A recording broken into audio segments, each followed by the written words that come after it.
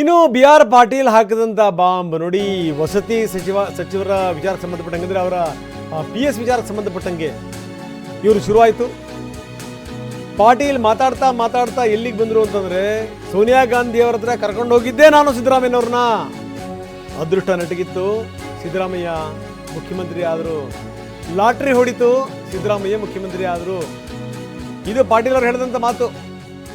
ಈಗ ಅವ್ರು ಹೇಳ್ತಾರೆ, ನನ್ನ ಹೇಳಿಕೆಯನ್ನು ತಿರುಚಲಾಗಿದೆ, ನಾನು ಹೇಳಿದ್ದೇ ಬೇರೆ ರೀತಿಯಲ್ಲಿ, ನಾನು ಆ ರೀತಿ ಹೇಳೇ ಇಲ್ಲ ಅಂತಾರೆ ಬಿ ಆರ್ ಪಾಟೀಲ್. ಅವ್ರ ಹಿಂದೆ ಕೊಟ್ಟಂಥ ಸ್ಟೇಟ್ಮೆಂಟ್ ಅಂದರೆ ಫೋನಲ್ಲಿ ಮಾತಾಡ್ತಾ ಅವ್ರು ಹೇಳಿದಂಥ ಮಾತು ಇವತ್ತು ಉಲ್ಟಾ ಹೊಡೆದಿದ್ದಂಗೆ. ಬನ್ನಿ ನೋಡೋಣ. ಲಕ್ಕಿ ಲಾಟ್ರಿ ಹೊಡೆದ್ಬಿಟ್ಟ, ಮುಖ್ಯಮಂತ್ರಿ ಆದ.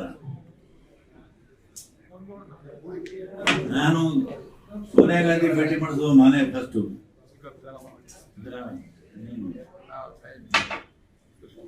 ಅವನ ಗ್ರಹಚಾರ ಚೆನ್ನಾಗಿತ್ತು, ಅವನು ಮಾಡಿಬಿಟ್ಟ.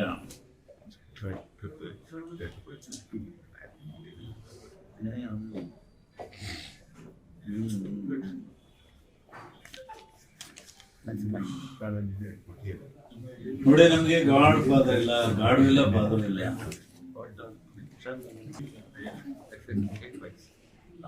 ಸಚಿವಲ್ಲ ನಾನು ಭೇಟಿ ಮಾಡಿದ್ದೇನೆ, ಬಹಳ ಗಂಭೀರವಾಗಿ ಮಾತು ಕೇಳಿದ್ರು, ಎಲ್ಲ ನೋಡ್ಕೊಂಡು. ಅವ್ರಿಗೆ ಹೇಳೋದಂದ್ರೆ ಗ್ರೇಟ್ಫುಲ್ ಟು ಇವತ್ತು ಅಲ್ಲ, ಈ ವಿಷಯಗಳು ನಮ್ಗೆ ಗೊತ್ತೇ ಬರಲಿಲ್ಲ.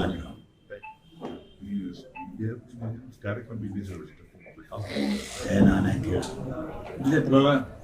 Left high command and CM.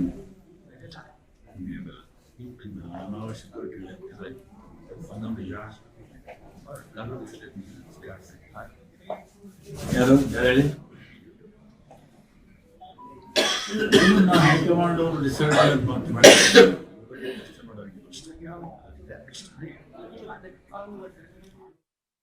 ನಾನು ಇವತ್ತು KR-ಪೇಟೆಯಲ್ಲಿ ಯಾರೋ ನನ್ನ ಆತ್ಮೀಯ ಸ್ನೇಹಿತರಿಗೆ ಮಾತನಾಡುವಾಗ ಸಿದ್ದರಾಮಯ್ಯನವ್ರ ವಿಷಯ ಪ್ರಸ್ತಾಪ ಆದಾಗ ನಾನು ಕೆಲವು ಅವ್ರ ಬಗ್ಗೆ ಮಾತನಾಡಿದ್ದೇನೆ. ಅವರು ಲಕ್ಕಿ ಲಾಟ್ರಿ ಇತ್ತು, CM ಆದರು ಅಂತ ಹೇಳಿದೆ. ನಾನು ಸೋನಿಯಾ ಗಾಂಧಿಯನ್ನು ಭೇಟಿ ಮಾಡಿಸಿದ್ದೇನೆ ಅಂತ ಹೇಳಿರೋದು ಸಂಪೂರ್ಣ ತಪ್ಪು. ಸೋನಿಯಾ ಗಾಂಧಿಗೆ ಭೇಟಿ ಮಾಡುವಾಗ ನನ್ನ ಜೊತೆಗೆ ಹೋಗಿದ್ದೆ.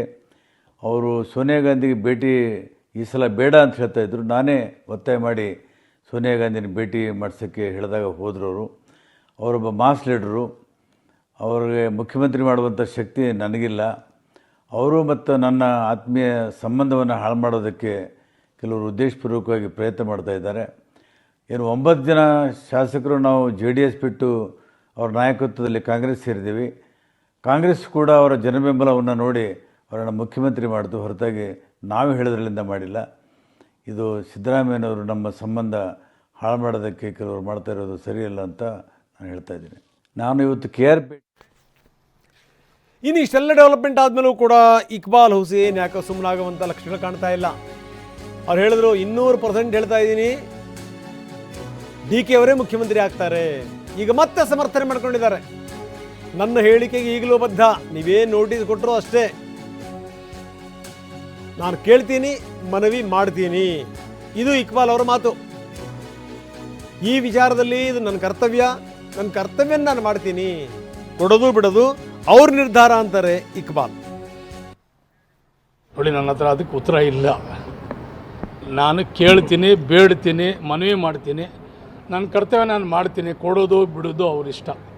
ನೋಡಿ, ನನ್ನ ಹತ್ರ ಅದಕ್ಕೆ ಉತ್ತರ ಇಲ್ಲ. ನಾನು ಕೇಳ್ತೀನಿ, ಬೇಡ್ತೀನಿ, ಮನವಿ ಮಾಡ್ತೀನಿ, ನನ್ನ ಕರ್ತವ್ಯ ನಾನು ಮಾಡ್ತೀನಿ, ಕೊಡೋದು ಬಿಡೋದು ಅವ್ರಿಷ್ಟ.